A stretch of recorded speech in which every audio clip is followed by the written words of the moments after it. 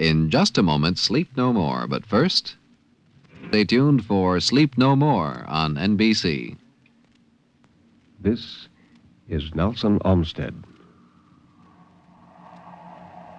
Sleep no more.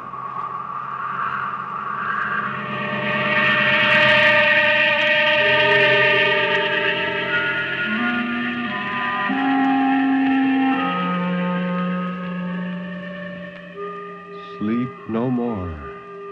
Turn down the lights. Sink back in your chair and don't look into the shadows. In the shadows, there may be moving things. Tonight, it may be you will sleep no more.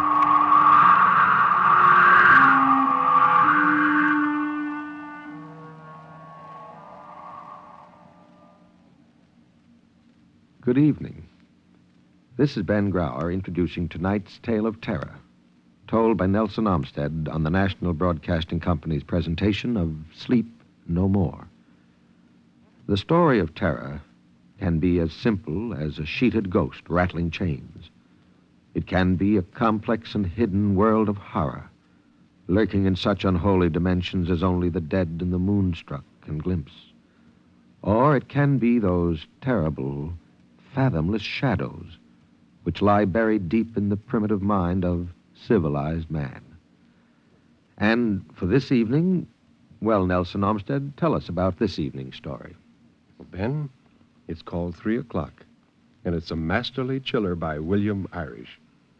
When a man is jealous, and when that same man has long had the urge to kill, Well, then you have 3 O'Clock by William Irish, is that it? that's it, Ben. So, Nelson Olmsted, tell us about this man.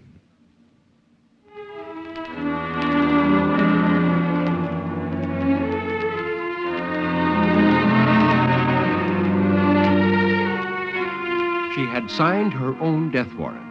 He kept telling himself over and over that he wasn't to blame. She'd brought it on herself. He had never seen the man, but he knew there was one. He had known for 6 weeks now. One day he came home, and there was a cigar butt in an ashtray, still moist at one end, still warm at the other.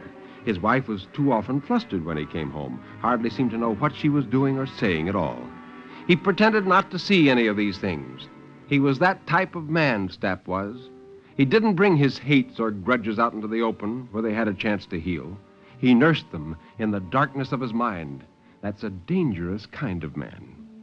If he'd been honest with himself, he would have had to admit that this mysterious afternoon caller was just the excuse he gave himself, that he daydreamed of getting rid of his wife long before there was any reason to, that there had been something in him for years past now urging, kill, kill, kill, maybe ever since that time he'd been treated at the hospital for a concussion. He didn't have any of the usual excuses. She had no money of her own. He hadn't insured her. He stood to gain nothing by getting rid of her. She didn't nag and quarrel with him. She was a docile, tractable sort of wife. But this thing in his brain kept whispering, kill, kill, kill. So every afternoon, for 6 weeks now, when he came home from his shop, he had brought little things with him, very little things that were so harmless, so inoffensive in themselves, that no one, even if had they seen them, could have guessed. Fine little strands of copper wire such as he sometimes used in his watch repairing. And each time a very little package containing a substance that, well, an explosives expert might have recognized, but no one else. Loose like that, it couldn't hurt you. But wadded tightly into cells in what had formerly been a soapbox down in the basement, compressed to within an inch of its life the way he had it, the whole accumulated 36 days' worth of it, that would be a different story. They'd never know. There wouldn't be enough left of the flimsy house for them to go by. Sewer gas explosion, they'd think, or a pocket of natural gas in the ground somewhere around under them. He'd be in his shop, tinkering with his watch parts, and the phone would ring. Mr. Stapp! Mr. Stapp! Your house has just been demolished by a blast! The last little package had been brought in 2 days ago. The box had all it could hold now, twice as much as was necessary to blow up the house. The box was set, the wires were in place, the batteries that would give off the necessary spark were attached. All that was necessary now was to hook up the clock, and then Today was the day. At 12:30 sharp, he wrapped up the alarm clock he'd been working on, tucked it under his arm, and left the shop. He took the bus, got off at his usual stop, walked 3 interminable suburban blocks to his house, and let himself in. She wasn't home, of course, as he knew. She was out marketing as usual. He went directly to the door leading to the basement. He passed through it, closed it behind him, and went down the bare wooden steps to the basement floor. She hadn't even known that he'd come down here each night for a few minutes while she was in the kitchen doing the dishes. By the time she got through, he was upstairs again behind his newspaper. It didn't take long to add the contents of each successive little package to what was already in the box. The wiring had taken more time, but he'd gotten that done one night when she'd gone out to the movies. Or so she'd said. The little box, that was no longer merely a box now, but an infernal machine, was standing over against the wall to one side of the oil burner. He was proud of it, prouder than of any fine watch he'd ever repaired or reconstructed.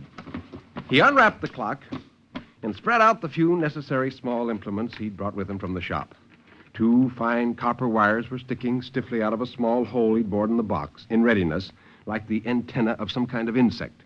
Through them, death would go in. He wound the clock up first, for he couldn't safely do that once it was connected. He wound it up to within an inch of its life. He set the alarm for 3, but there was a difference now. Instead of just setting off a harmless bell when the hour hand reached 3 and the minute hand reached 12, the wires attached to it, leading to the batteries, would set off a spark. A single, tiny, evanescent spark. That was all. He wondered why more people didn't do things like this. They didn't know what they were missing. Probably not clever enough to be able to make the things themselves, that was why. He set the clock itself by his own pocket watch, 1:15. Then he carefully guided the antenna-like wires leading from the box through a hole previously bored in the back of the clock and fastened them to the necessary parts of the mechanism. It was highly dangerous, but his hands didn't play him false. And when he'd done with it, it stood there on the floor as if placed there at random up against an innocent-looking copper-lidded soapbox, ticking away. 10 minutes had gone by since he'd come down here. 1 hour and 40 minutes were still to go by. Death was on the wing.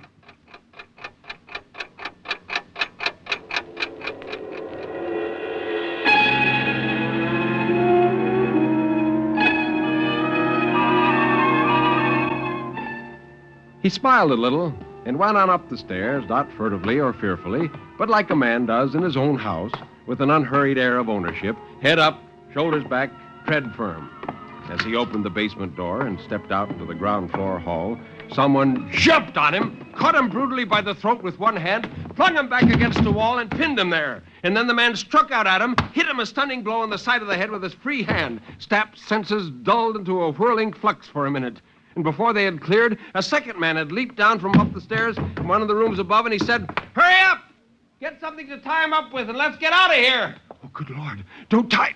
Stapp tried to say, clawing at his own throat to free it. He wasn't fighting the man off. He was only trying to tear that throttling impediment off long enough to get out what he had to tell him. But his assailant couldn't tell the difference.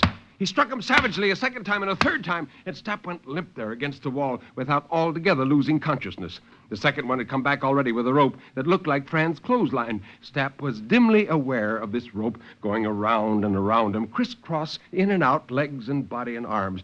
"Don't," he panted. And his mouth was suddenly nearly torn in two as a large handkerchief or rag was thrust in, effectively silencing all further sound. Then they whipped something around outside of that to keep it in and fastened it behind his head. And one of the men asked, "Where'll we put him?" "Well, leave him where he is." "No, I did my last stretch just on account of leaving the guy in the open. Let's shove him back down where he was." Well, this brought on a new spasm, almost epileptic in its violence. He squirmed and writhed and shook his head back and forth. They had picked him up between them now, head and feet, kicked the basement door open, and were carrying him down the steps to the bottom. They still couldn't be made to understand that he wasn't resisting, that he wouldn't call the police, that he wouldn't lift a finger to have them apprehended if they'd only let him out of here, with them. They deposited him on the floor by the pipe in the corner and lashed him in a sitting position there with an added length of rope that had been coiled in the basement. As the men left, one of them turned back and said, "Now take it easy, Bud. Relax. I used to be a sailor. You never get out of them knots. Stapp swiveled his skull desperately, threw his eyes at the clock one last time, and then, with the horrible slowness of a nightmare, the man turned and went out through the doorway. The basement door ebbed back into its socket with a minor click that to him was like the crack of doom.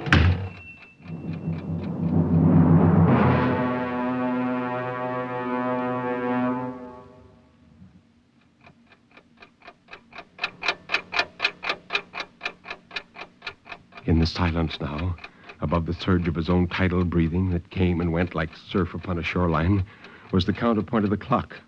With the men went his only link with the outside world. They were the only two people in the whole city who knew where he was at this moment. No one else, not a living soul, knew where to find him. Now what would happen to him if he wasn't found and gotten out of here by 3 o'clock? It was 25 to 2 now, and the clock was ticking so rhythmically, so remorselessly, so fast. Then, at 4 to 2, a door opened above without warning. Oh, blessed sound, oh, lovely sound. The front door this time, and high-heeled shoes clacked over his head like castanets. "Fran!" he shouted. "Fran!" he yelled. "Fran!" he screamed. But all that got past the gag was a low whimper that didn't even reach across the basement. His face was wet and dark with the effort it cost him, and a cord stood out at each side of his palpitating neck like a splint. The tap, tap, tap went into the kitchen, stopped a minute. She was putting down her parcels, and came back again. If only there was something he could kick at with his interlocked feet, make a clatter with. He tried hoisting his lashed legs clear of the floor and pounding them down again with all his might.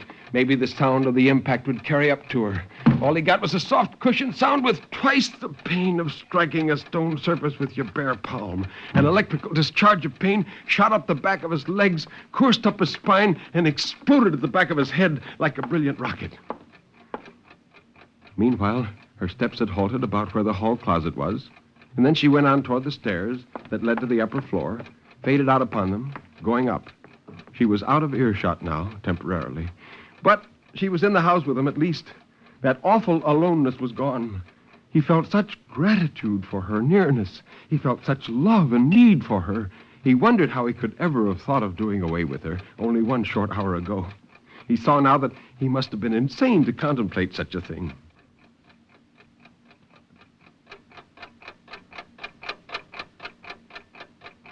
5 after. She'd been back 9 minutes now. And then it was 10. At first slowly, and then faster and faster, terror, which had momentarily been quelled by her return, began to fasten upon him again. Why did she stay up there on the 2nd floor like that? Why didn't she come down here to the basement and look for something?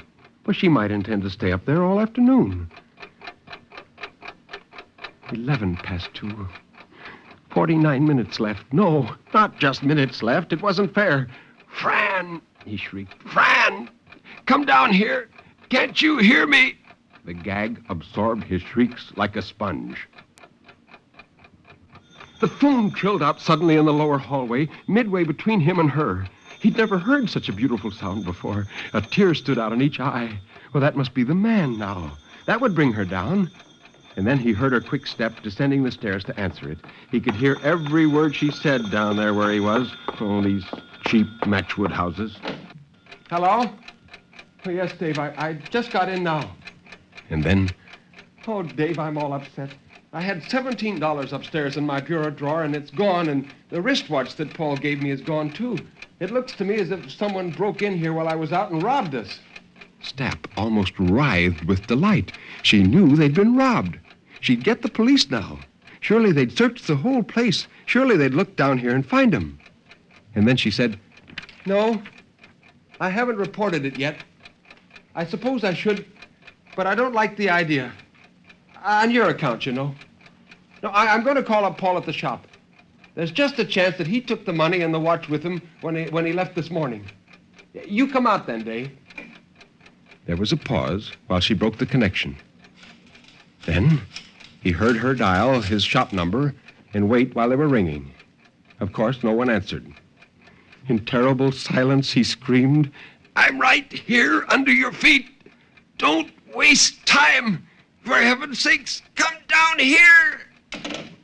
Finally, she hung up, and he heard her going up the stairs again, and he whimpered disappointedly, 1/2 hour and 9 scant minutes more left. And they ticked away with the prodigality of tropical raindrops on a corrugated tin roof. He kept straining and pulling away from the pipe that held him fast, and then falling back exhausted to rest a while, to struggle and to strain some more. How could ropes hold that unyieldingly? Each time he felt back weaker, less able to contend with them than the time before. For he wasn't little strands of hemp. He was layers of thin skin that broke one by one and gave forth burning pain and finally blood.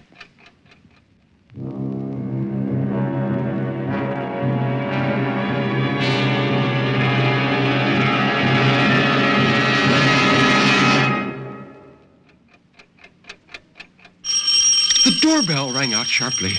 The man had come. Stapp's chest started rising and falling with renewed hope.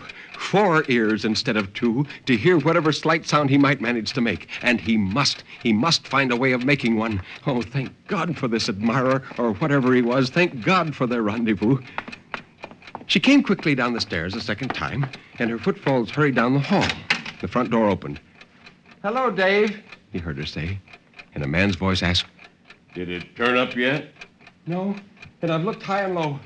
Now, I tried to get Paul after I spoke to you, but he was out to lunch. Come in the kitchen. I'll make you a cup of coffee." Her quick, brittle step went first, and his heavier, slower one followed. There was the sound of a couple of chairs being drawn out, and the man's footfalls died out entirely. Hers continued busily back and forth for a while on a short orbit between stove and table. What were they going to do? Sit there for the next half hour? Couldn't he make them hear him in some way? He tried clearing his throat, coughing. It hurt furiously, and the gag muffled even the cough to a blurred, purring sort of sound. 26 to 3, only minutes left now. Minutes. Not even a full half hour anymore. And then he heard her say, "Don't you think we ought to tell Paul about us?" Oh. What kind of a guy is he? Well, Paul's not narrow-minded. He's very fair and broad. And, well, you have nothing to be afraid of on Paul's account, Dave. Didn't you ever tell him about me at all? You mean the beginning? Oh, I told him you'd been in 1 or 2 scrapes, but like a little fool, I let him think I'd lost track of you and didn't know where you were anymore. Why, that was her brother she'd said that about. The man sitting up there with her confirmed it right as the thought burst in his mind. Yeah. I know it's tough on you, sis. You're happily married and all that. Yeah, I got no right to come around and gum things up for you. No one's proud of a jailbird and escaped convict for a brother. Yeah, I suppose I'll have to go back and finish it out, but 7 years, old friend. 7 years out of a man's life. David, there isn't anything I wouldn't do for you. But before you decide anything, let's go downtown and talk it over with Paul and hear what he says. One chair jarred back, and then the other. He could hear dishes clatter, as though they'd all been lumped together in one stack. But were they going to leave again? Were they going to leave him behind here, alone, with only minutes to spare? Their footsteps went down the hall. "Stay with me," Stapp wailed. "Stay!" Panic-stricken, Stapp did the only thing he could think of. Struck the back of his head violently against the thick pipe he was attached to. A sheet of blue flame darted before his eyes. The pain was so excruciating, he knew he couldn't repeat the attempt. But they must have heard something. Some dull thud or reverberation must have carried up along the pipe. He heard her stop short for a minute and say, "What was that?" The man said he hadn't heard anything, and she took his word for it. And there was the sound of the front door opening. She passed through it. The man passed through it. It closed, and they were gone.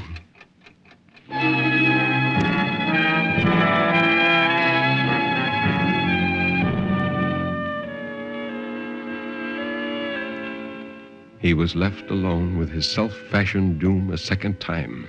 And the first seemed a paradise in retrospect compared to this. For then he had a full hour to spare. He'd been rich in time. And now he only had 15 minutes, one miserly quarter hour. Well, there wasn't any use struggling anymore. He couldn't anyway, even if he wanted to. Flames seemed to be licking lazily around his wrists and ankles. He'd found a sort of palliative now, the only way there was left. He'd keep his eyes down and pretend the hands were moving slower than they were. It was better than watching them constantly. It blunted a little of the terror at least. The ticking he couldn't hide from.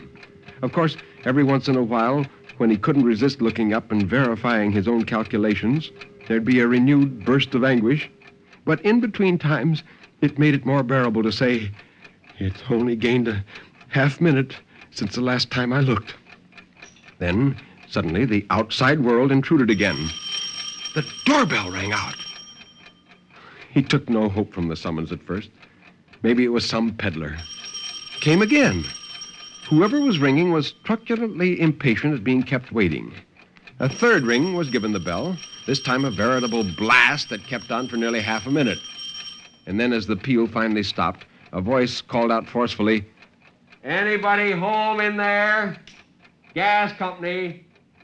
And suddenly Stapp was quivering all over. This was the one call, the one incident in all the day's domestic routine from earliest morning until latest night that could possibly have brought anyone down into the basement. The meter was up there in the wall, staring him in the face.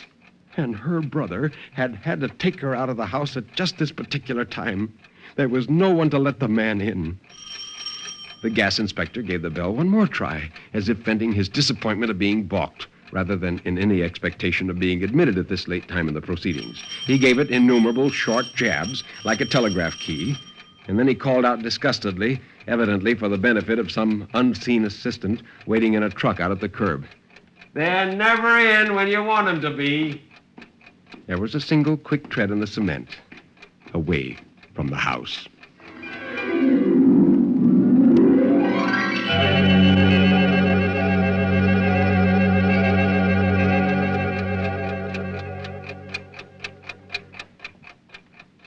Stapp died a little.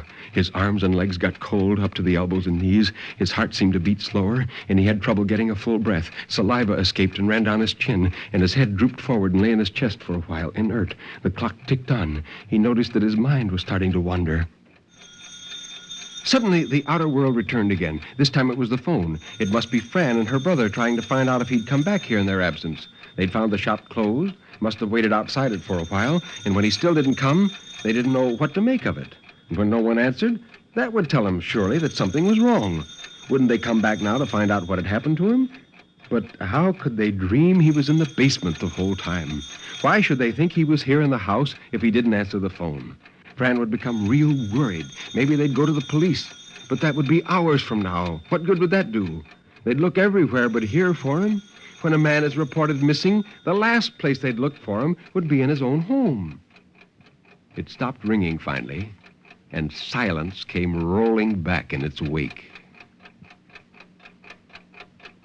9 minutes to 3. Oh, what a lovely number was 9. Let it be 9 forever, not 8 or 7, 9 for all eternity. Make time stand still. But no, it was already 8. Oh, what a precious number was 8, so rounded, so symmetrical. Let it be 8 forever. A woman's voice called out in sharp reprimand somewhere outside in the open. "Bobby, be careful what you're doing. You'll break that window." She was some distance away, but the ringing dictatorial tones carried clearly. And suddenly Stapp saw the blurred shape of a ball strike the basement transom. A child came close up against the transom to get its ball back. If it would only turn its head over this way, it could look right in. It could see him. The glass wasn't too smeary for that. Stapp started to weave his head violently from side to side, hoping the flurry of motion would attract it and catch its eye. Suddenly, it had turned its head and was looking directly in through the transom, and then it saw him, and it yelled, "Mommy, look!" An adult hand suddenly darted downward from the upper right-hand corner of the transom, caught the child's wrist, bore its arm upward out of sight. But it pointed and said, "Mommy, funny man tied up. Look!" The adult voice, reasonable, logical, dispassionate, answered, "Why, that wouldn't look nice. Mommy can't peer into other people's houses like you can." The child's head disappeared above the transom. Its body was pivoted around away from him. He could see the hollows at the back of its knees for an instant longer, and then its outline on the glass blurred in withdrawal. It was gone. Only the little clear spot it had scoured remained to mock him in his crucifixion.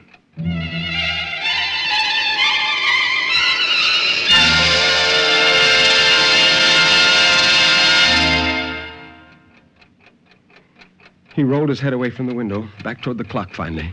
To his horror, it stood at 3 to 3. He couldn't feel anymore. Terror or hope or anything else. A sort of numbness set in, with a core of gleaming awareness remaining that was in his mind. He was making animal noises deep in his throat as the minute hand slowly blended with the notch of 12. Guttural sounds like a dog worrying about a bone, though the gag prevented the sounds from emerging in full volume. He puckered the flesh around his eyes apprehensively, creasing them into slits, as though the closing of his eyes could ward off, lessen the terrific force of what was to come. The hand on the dial gradually became upright. It was 3 o'clock, but he didn't know it. He was shaking all over from head to foot, not with fear, but with laughter. And then everything went black.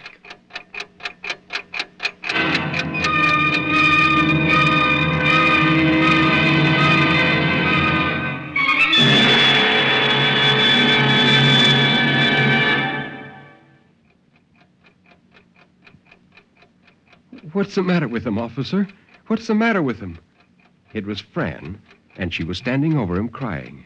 The policeman was untying the hard, knotted ropes and taking the gag out of his mouth. The officer felt his pulse, and then he said, Well, he must have passed out, ma'am. But I think he'll be all right. We better get him to a hospital, though. The clock said 7:05. The cop got up, went over to the box, and kicked it idly with his foot. It shifted lightly along the wall a little and took the clock with it. And he asked, What's in this box? And Stapp's wife looked at it and answered, Nothing. Well, it used to have some kind of fertilizer in it, but only this morning I took it out and emptied it in the flowers I've been trying to raise in the back of the house. It's just an empty box.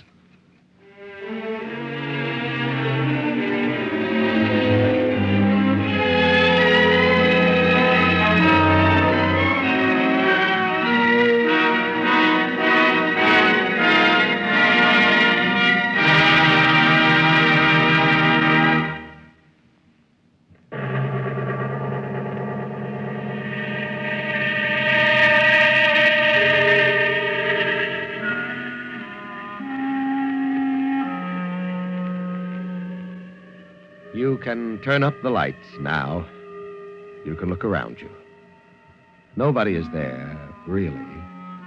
Everything is all right, isn't it?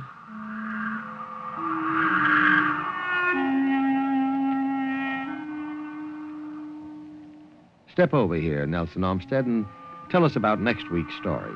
Next week's story on Sleep No More is about a woman in a large, empty house which the wind buffets and shakes. And in that house, the woman finds a pinpoint of light where there should be no light. The story is The Storm by McKnight Melmar.